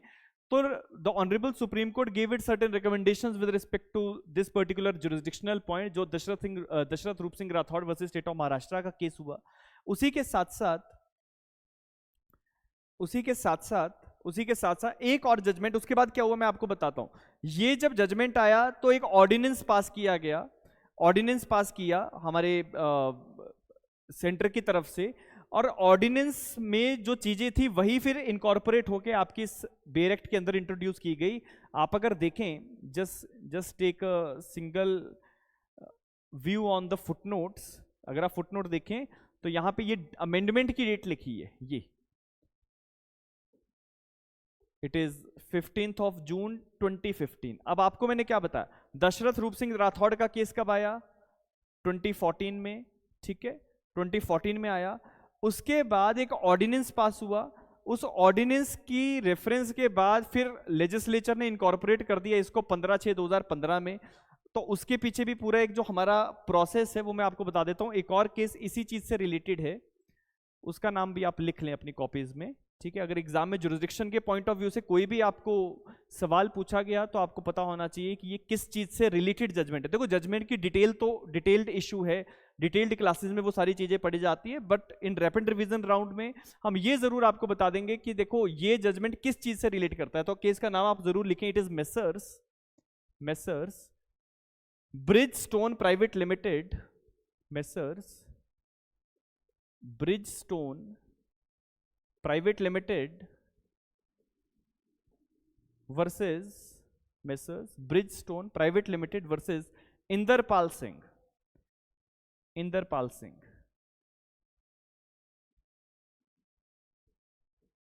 Messrs Bridgestone private limited versus Inderpal Singh. ये हमारा जजमेंट है 24 नवंबर 2015 का, 24 नवंबर 2015 का, ठीक है। ये जजमेंट भी जुरिस्डिक्शन के पॉइंट से है कि हमारे पास अमेंडमेंट आ गया जी 15 जून 2015 को, 15 जून 2015 को हमारे पास अमेंडमेंट आ गया। फिर उस अमेंडमेंट के बेसिस पे जब सारे ट्रांसफर होने लगे केसेस, क्योंकि मैंने जैसे आपको पहले ही बताया कि पहले केसेस कहीं पे भी फाइल हो जाते थे। मान लीजिए मैंने आपको चेक शिमला में काट के दिया, आप वो चेक लेके केरला चले गए और केरला में आपने जाके पैसा मांगा और आपको नहीं मिला केरला की ब्रांच में, तो फिर आप केरला में ही केस कर देते थे, या आप कहीं और भी केस कर सकते हो, मल्टीपल कोर्ट्स की जुरिस्डिक्शन होती थी। लेकिन अब ऐसा ना हो, इस कारण से हमने जो है पहले रूप सिंह राठौड़ के केस में सुप्रीम कोर्ट की गाइडलाइंस आई, फिर उसके बाद एक ऑर्डिनेंस पास हुआ, ऑर्डिनेंस पास होने के बाद फिर हमने अमेंडमेंट किया, अमेंडमेंट होने के बाद फिर एक और जजमेंट हमारे पास आया Bridgestone private limited versus Inderpal Singh का, जिसमें कोर्ट ने कहा कि ये जो पूरा प्रोसेस है 142 के सबसेक्शन 2 के अंदर ये सही है।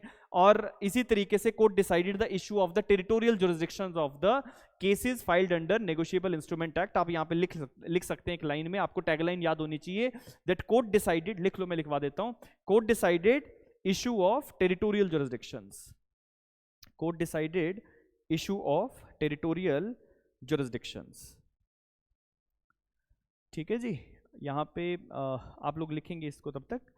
वंदना पूछ रही हैं कि रैपिड रिवीजन राउंड नेक्स्ट कौन से सब्जेक्ट का है, मैं अभी आपको चेकआउट करके बता देता हूँ वंदना।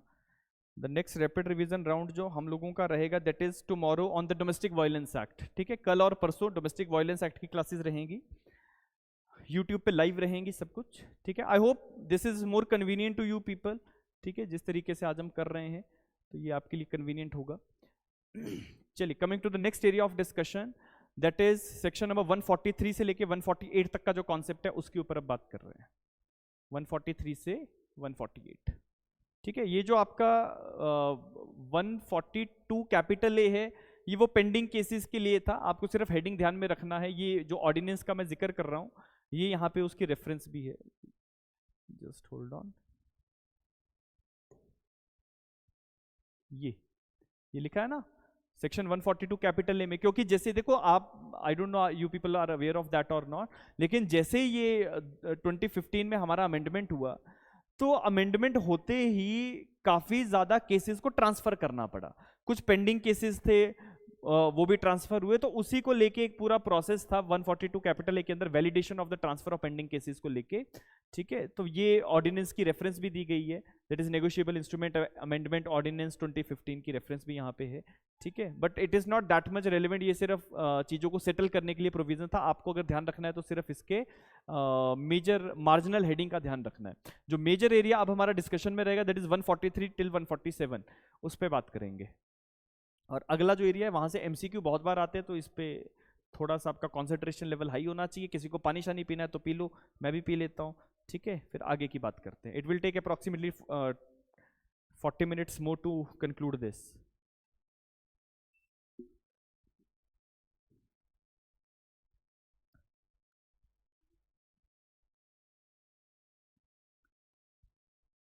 चलिए, so let's begin with section number 143 onwards, ठीक है। आपको मैं पहले समझाता जाऊंगा, फिर बेयर एक्ट में क्या क्या इंपॉर्टेंट आपको ध्यान में रखना है वो आपको बताऊंगा।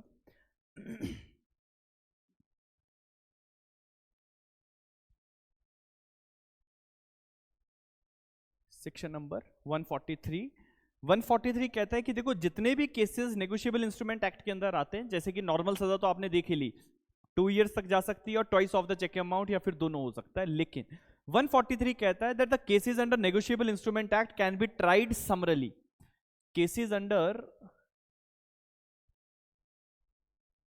Negotiable instrument act can be tried summarily. तो समरी ट्रायल जैसे आपने सुना होगा सीआरपीसी में होता है, वैसे यहां पे भी समरली केसेस को जो है डिसाइड किया जा सकता है। Now how you can try the cases समरली, that is very important.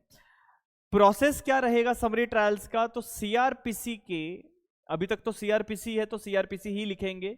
आपकी किस्मत अच्छी है कि आपका पेपर जून से पहले आ गया, ठीक है, जुलाई से पहले आ गया, नहीं तो दिक्कत हो जाती, ठीक है। सीआरपीसी की जगह भारतीय नागरिक सुरक्षा संहिता पढ़ना पड़ता। तो सीआरपीसी के सेक्शन नंबर 262 से लेके 265 तक प्रोसेस है समरी ट्रायल्स का। किसका प्रोसेस है? समरी ट्रायल्स का। तो वही प्रोसेस हम यहां पे नेगोशिएबल इंस्ट्रूमेंट एक्ट के अंदर अगर कोर्ट को लगता है कि समरी ट्रायल चलाना है तो कोर्ट चला सकता है। तो हम लिखेंगे CrPC 262 till 265 can be followed by courts. और 262 से 265 के अंदर क्या है? समरी ट्रायल का प्रोसेस है, समरी ट्रायल का प्रोसेस है। अब देखो, नेगोशिएबल इंस्ट्रूमेंट एक्ट अपने आप में क्रिमिनल ऑफेंस है। चेक डिसऑनर अगर होता है तो क्रिमिनल प्रोसिक्यूशन इनिशिएट होगा। नॉर्मल अगर केस चल रहा है तो आप लोगों को सजा 138 के अंदर ही हमने देख ली कि क्या सजा है। लेकिन अगर कोर्ट को लगता है कि समरी ट्रायल चलाना चाहिए, क्या लगता है कोर्ट को? समरी ट्रायल चलाना चाहिए। पूरा का पूरा कोर्ट की डिस्क्रिप्शन के ऊपर होता है that whether the court want to go for the summary trial or not. So if the court is of the view that we should be proceeding for the summary trial, तो फिर summary trial के cases में what will be the maximum punishment, वो आपको पता होनी चाहिए। What can be the maximum punishment? तो लिख देंगे if the court is proceeding for summary trial, तो इंप्रिजनमेंट कितना होगा? इंप्रिजनमेंट कितना होगा?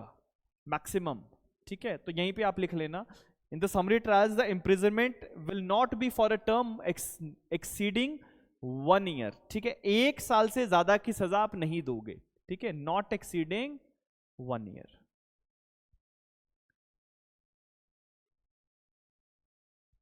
नॉट एक्सीडिंग 1 year, ठीक है। और जो फाइन है वो 5,000 से ज्यादा आप दे सकते हैं, ठीक है। और लिखा है फाइन एक्सीडिंग 5,000, फाइन एक्सीडिंग 5,000। ये जो आपको है समरी ट्रायल अगर कोर्ट चला रही है तो उसकी ये पनिशमेंट देने की पावर रहेगी, ठीक है। और जो भी ट्रायल समरी ट्रायल के तरीके से अगर कोर्ट चला रही है तो that trial must be concluded with in 6 months, ठीक है। हम यहां लिख देते हैं trial must be concluded, trial must be concluded with in 6 months, ठीक है। तो ये कुछ एक इंपॉर्टेंट पैरामीटर्स है जो सेक्शन नंबर 143 के अंदर आपको ध्यान से समझने चाहिए। पहली चीज पनिशमेंट कितनी दे सकते हैं, दूसरा ट्रायल कितने समय में खत्म होना चाहिए, सीआरपीसी के कौन से प्रोविजन साथ में अप्लाई होते हैं। तो 262 से लेकर 265 तक आपको ध्यान में रखना पड़ेगा।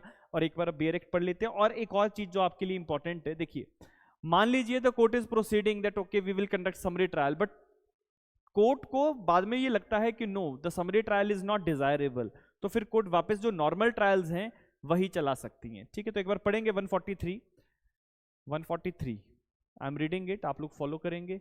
और 143 कहता है notwithstanding anything contained in the CrPC, again overriding, all offenses under this chapter shall be tried by the judicial magistrate of first class or by the metropolitan magistrate, and the provisions of 262 till 265 both inclusive of the said code shall apply to such trials, ठीक है। 262 से 265 CrPC के ऐसे trials पे apply कर सकते हैं हम। आगे लिखा है provided that in the case of any conviction in the summary trial under this section, अगर समरी ट्रायल चला रहे और कन्विक्शन होता है, it shall be lawful for the magistrate to pass the sentence of imprisonment not exceeding 1 year, 1 साल से ज्यादा की सजा आपने नहीं देनी है। And the amount of fine exceeding 5000, amount of fine is exceeding 5000। अब आपको एक चीज मैं बताता हूं, देखो पहले क्या था, यहां पे अगर आप देखें तो 143 के अंदर ना अमेंडमेंट है, ठीक है, अगर आप फुटनोट में देखेंगे तो 2002 में अमेंडमेंट हुई, 2003 में इन्फोर्स हुई, ये यहाँ पे पॉइंट नंबर 1 लिखा हुआ है ना, तो it is with respect to the amendment. पहले क्या होता था कि जब भी समरी ट्रायल चलते थे तो कोर्ट ज्यादा फाइन नहीं लगा पाती थी, लेकिन अब इन्होंने लिख दिया that the court can impose imprisonment not exceeding 1 year, और अमाउंट अगर फाइन का लगाना है तो इट कैन बी एक्सीडिंग 5000, तो आप 5000 से ज्यादा का जुर्माना जो है आप लगा सकते हो। इसके साथ साथ coming to the next thing,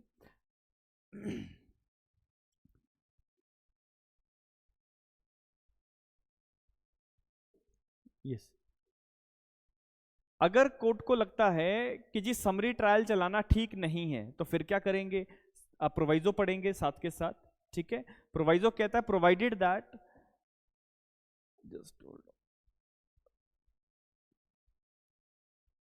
या सो लिखा है provided that when a commencement at the commencement of in the course of summary trial under this section it appears to the magistrate, it appears to the magistrate that the case is of such nature that the sentence of imprisonment for a term exceeding 1 year may have been passed, or that it is for any other reason undesirable to try the case summarily, ठीक है, कि या तो लगता है कि नहीं 1 साल से ज्यादा की सजा होनी चाहिए, या लगता है कि समरी ट्रायल चलाना ठीक नहीं है, तो फिर कोर्ट क्या करेगा, the magistrate shall after hearing the parties record an order to that effect and thereafter recall any witness who may have been examined and proceed to rehear the case in the manner provided by the said court. तो जो normal आपका trial का process है, अगर आपको वैसे चलाना है तो वैसे चला लो, और ये कोड की बात हो रही है तो it is basically talking about CrPC.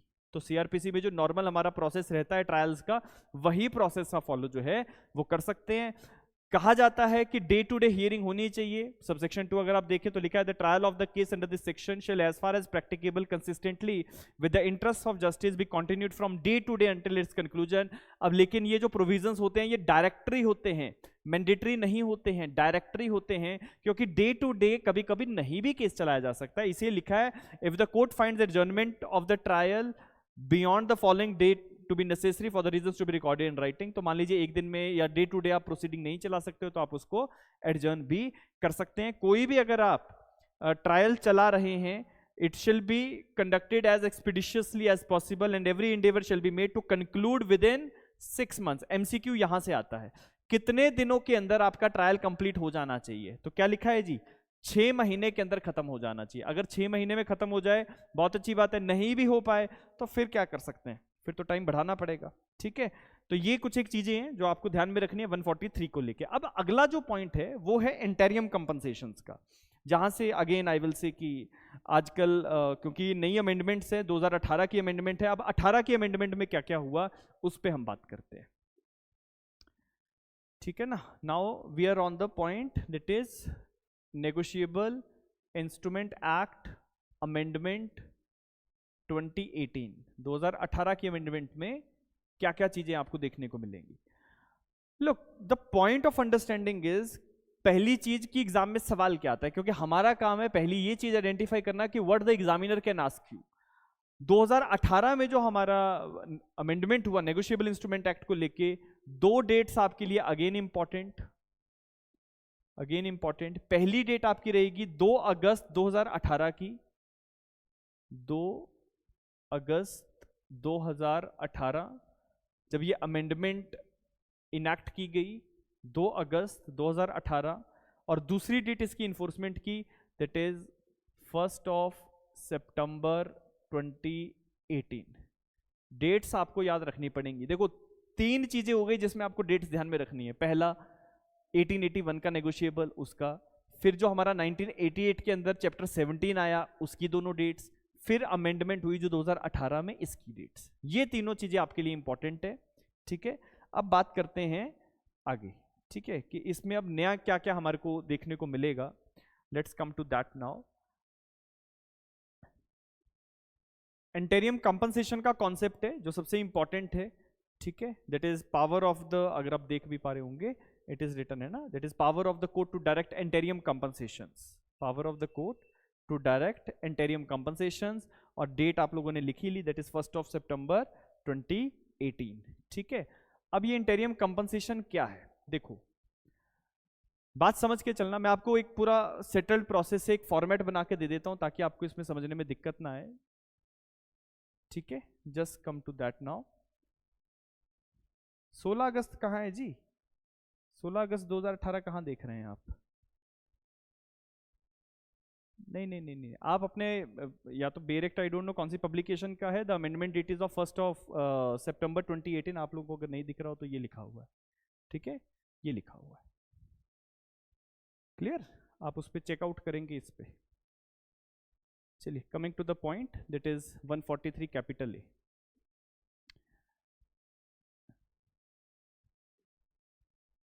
Interim compensations का पॉइंट है 143 कैपिटल ए के अंदर। अब देखो होता क्या है, what the process can be there, कि जब भी नॉर्मली ट्रायल चलता है तो ट्रायल का एक तरीका है, there are certain stages of the trial, और वो स्टेजेस क्या हैं?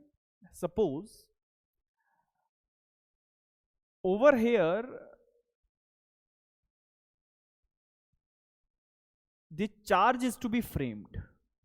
ठीक है, over here the charge is to be framed, और चार्ज फ्रेमिंग के बाद जनरली जो है हम आगे ट्रायल की तरफ प्रोसीड करते हैं। बट ठीक है, एक सिचुएशन है कि मान लीजिए जब चार्ज फ्रेम हुआ और एक्यूज्ड को प्ली ऑफ गिल्ट का ऑप्शन दिया गया, प्ली ऑफ गिल्ट का,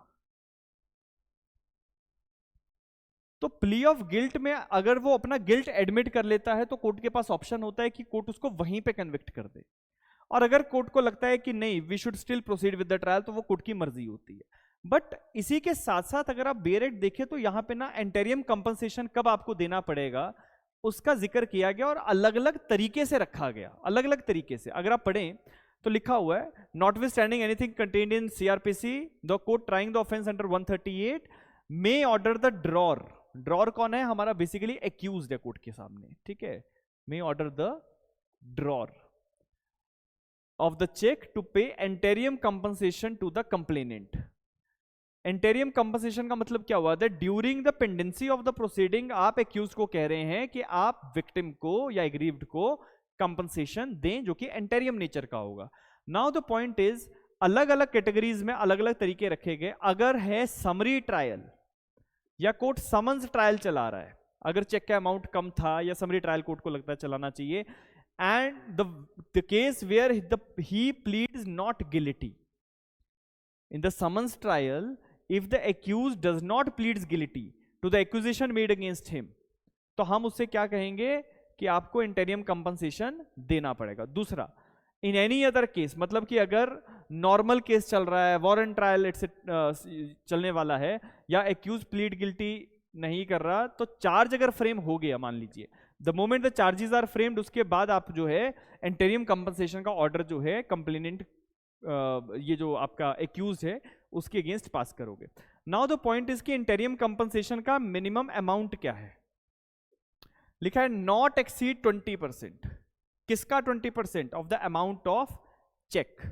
चेक का 20% जो है उतना इंटेरियम कंपनसेशन जो है वो मिल सकता है। इसका आपने ध्यान रखना है, कभी कभी आ जाता है। अब एग्जाम्स में ये चीजें आ सकती है क्योंकि 2018 की अमेंडमेंट है, तो definitely they might be asking this kind of questions to you that when the court can order interim compensation to be paid in the summary cases, तो in the summary cases where the accused does not pleads guilty तब कहेंगे। और अगर summary trial नहीं चलना है या summons case नहीं है, then in that scenario the moment the charges are framed you have to pay the interim maintenance as the court will order।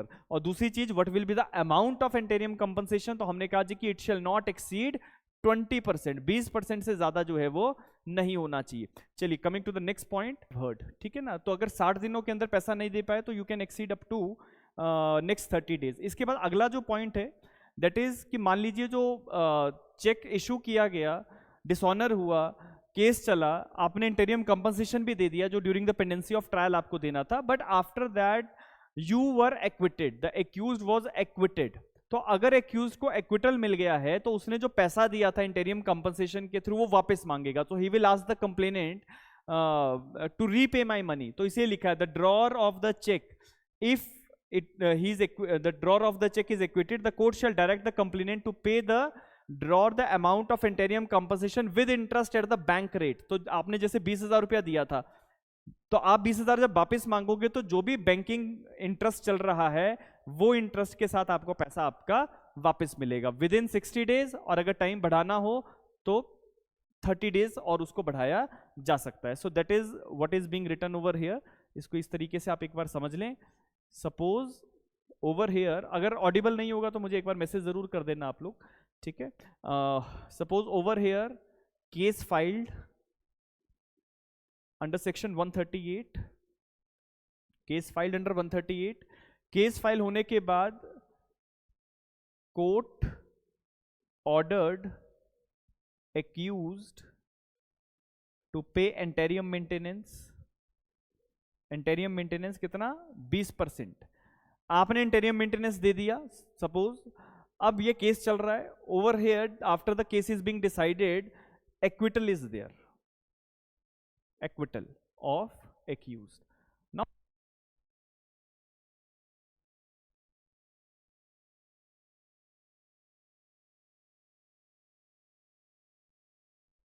so if those allegations are not proved, if those allegations are not proved at the conclusion of the trial, तो उसके बाद जो है आप अपना पैसा वापस मांगोगे. ठीक है, आप पैसा वापस मांगोगे और पैसा वापस आपने यहां पे मांगा तो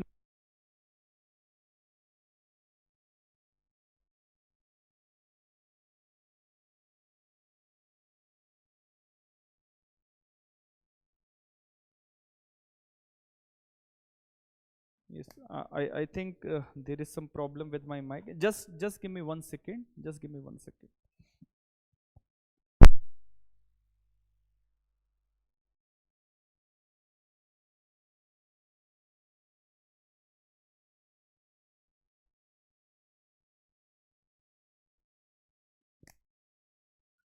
Yes. So this is how we have to go for as far as the return of the compensatory amount is concerned.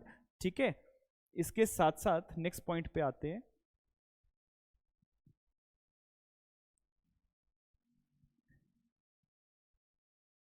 ठीक, नाउ देखो कह रहा है कि जो भी इंटेरियम कंपनसेशन का अमाउंट है वो रिकवर कैसे किया जाएगा. How you will recover that interim compensation amount. जो मान लीजिए पैसा नहीं दिया गया, तो section 421 of the CrPC is there. 421 CrPC which talks about the levy of the fine. जैसे फाइन की रिकवरी होती है ना, लिवाई ऑफ फाइन, ये 421 सीआरपीसी के अंदर पॉइंट आपको देखने को मिलता है. सेम उसी तरीके से ये जो इंटेरियम कंपनसेशन का पैसा था अगर नहीं दिया गया पार्टी के द्वारा, तो उसकी रिकवरी जो है वो 421 सीआरपीसी के प्रोसेस से जो है वो की जाती है. ठीक है, इसके बाद आपका the amount of fine imposed under 138 or the amount of compensation awarded under 357 of the CRPC, ये compensation to the victim की बात है. 357 shall be reduced to the amount paid or recovered as interim compensation. तो अगर मान लीजिए interim compensation के तौर पे कुछ मिल चुका है और बाद में आप कुछ और भी compensation मांग रहे हो, तो वो सारा amount जो है adjust किया जाएगा, माइनस किया जाएगा जितना भी पैसा interim compensation के तौर पे आपने पहले ले लिया है. So that's all with respect to set of the amount etcetera. यहाँ पे सेट ऑफ की बात है. ठीक है, कि पैसा जो है वो सेटल कैसे किया जाता है. आपने पहले भी इंटेरियम कंपनसेशन लिया और बाद में आप और पैसा मांग रहे हैं, तो फिर कोर्ट कैसे उसको एडजस्ट करता है. That is what being there in clause number 6. इसके साथ साथ अगला जो आपका पॉइंट है सेक्शन नंबर 144, उस पर अगर आप देखें तो it is mode of service of summons. तो जो हमारा नॉर्मल तरीका है समन सर्विस का, वही फॉलोअप किया जाता है. इसको अगर आप एक बार सिर्फ पढ़ें तो that is more than sufficient. लेकिन इसमें खास कुछ एमसीक्यू के पॉइंट ऑफ व्यू से नहीं बनेगा, but still if you people follow up, तो लिखा है notwithstanding anything contained of the CrPC or for the purposes of this chapter, the magistrate issuing summons to the accused or to the witness may direct a copy of summons to be served at a place where the accused or witness ordinarily reside, carries on business, personally works for gain, by speed post or through courier services as approved by the courts of session. तो आप speed post या किसी भी courier services के through जो है copy of summons जो है एक्यूज को भेज सकते हो, या विटनेसेस को भेजोगे जहां पे भी वो रहते हैं, काम करते हैं, बिजनेस अपना करते हैं वहां पे. और मान लीजिए कि जब समन्स की सर्विस हुई तो एक्नॉलेजमेंट जो है आप साइन करवा लेंगे, और वो जो एक्नॉलेजमेंट है वो कोर्ट को जमा करवा देंगे कि जी समन्स की ड्यू सर्विस जो है वो हो चुकी है. So that's with respect to 144. जितने भी एविडेंसेस रिकॉर्ड होंगे वो एफिडेविट पे रिकॉर्ड हो सकते हैं. लिखा है notwithstanding anything contained in the CrPC, the evidence of the complainant may be given by him on affidavit. Complainant का जो एविडेंस है वो एफिडेविट पे आ सकता है। नॉर्मल केसेस में ऐसा, क्रिमिनल केसेस में हम अलाउ नहीं करते हैं, लेकिन as far as the negotiable instrument act is concerned, so the evidence of the complainant may be recorded on affidavit. ठीक है, इसके साथ 146, देखो बैंक ने जब मना कर दिया पैसा देने का, the bank said that the cheque can not be honoured, तो बैंक आपको रसीद काट के देगा जिसमें लिखा हुआ है bank slips prima facie evidence of the certain facts. ये कौन सी स्लिप की बात हो रही है? जो बैंक ने आपको दी है कि चेक ऑनर नहीं किया जा सकता, पैसा इन कैश नहीं करवाया जा सकता। लेकिन the court shall in respect of every proceeding under this chapter on production of the bank slip और memo thereon the official bank denoting there that the cheque has been dishonoured presume that the fact that the check dishonor of the check unless the facts are otherwise disproved। ठीक है, तो ये जैसे ही कोई भी check dishonour होता है तो बैंक एक स्लिप जरूर काट के देता है, उस स्लिप में लिख दिया जाता है कि चेक हम इन कैश नहीं कर सकते, तो उसी स्लिप को जब कोर्ट में रखा जाएगा तो कोर्ट प्रिज्यूम कर लेगा कि जो चेक है वो डिसऑनर हो चुका है। 147 कहता है ये जो ऑफेंसेज हैं ये कंपाउंडेबल नेचर के हैं। 147 is on the point that the offences are compoundable in nature. Compoundable का मतलब होता है कॉम्प्रोमाइजेज हो सकते हैं पार्टीज के बीच में as far as the offence of negotiable instrument act is concerned. लिखा है notwithstanding anything contained in the CrPC every offence punishable under this act shall be compoundable. Compoundable offence का मतलब क्या है? कॉम्प्रोमाइज। कॉम्प्रोमाइज किसके बीच में होगा? Between the aggrieved person and the accused, that is drawer and the payee holder in due course, उनके बीच में जो है एग्रीमेंट हो सकता है, कॉम्प्रोमाइज हो सकता है। Last provision with respect to this that is section number 148। 148 कहता है कि जी अगर अपील फाइल की गई है उस प्रोसेस में क्या किया जाएगा। Section number 148।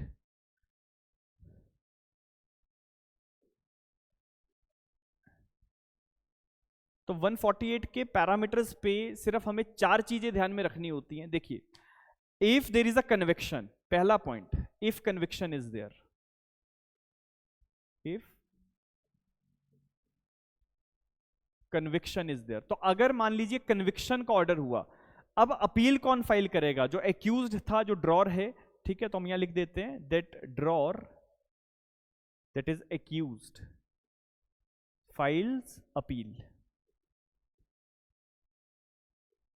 अब आपकी अपील मेंटेनेबल तभी होगी अगर आप कुछ एक क्राइटेरिया को सेटल पहले करेंगे। अगर आपने वो चीजें मीट आउट नहीं की तो आपकी अपील मेंटेनेबल नहीं मानी जाएगी। वो क्या चीजें हैं जो आपको फुलफिल करनी है? सेक्शन नंबर 148 बड़ा क्लियर शब्दों में कह रहा है कि whenever you are filing the appeal, आपको कम से कम 20% अमाउंट जो है वो जमा करवाना पड़ेगा, तभी हम आपकी अपील को एंटरटेन करेंगे।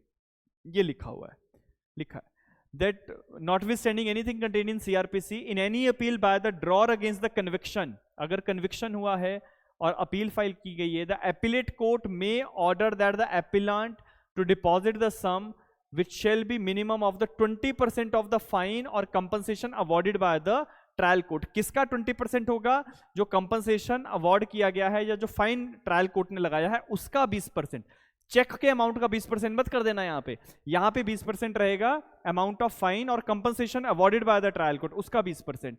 और अगर आपने वो 20% जमा करवाया तभी एपीलेट कोर्ट आपकी अपील को एंटरटेन करने वाला है। दूसरी चीज, पैसा जमा कितने दिनों में करवाना है? तो 60 दिनों के अंदर अंदर from the date of order, और अगर टाइम बढ़ाना है तो अगेन 30 डेज का टाइम हम जो है यहाँ पे बढ़ा सकते हैं। ठीक है, सो ये 2 चीजें हैं जो आपको ध्यान में रखनी है।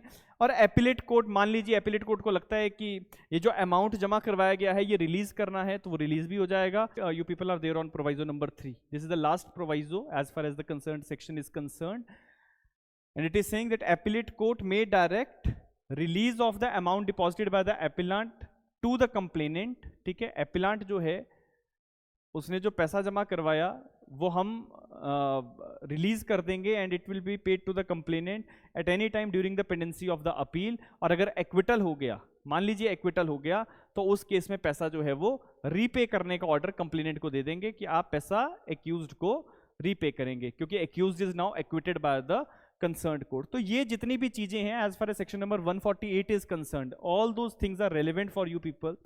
अब एमसीक्यू के पॉइंट ऑफ व्यू से whatever we people have discussed over here, ठीक है, एवरीथिंग इज रेलेवेंट। आपको ध्यान में रखना है कि एमसीक्यू के कंटेक्स्ट में बेरेक्ट से ज्यादा जो इंपॉर्टेंट चीजें हैं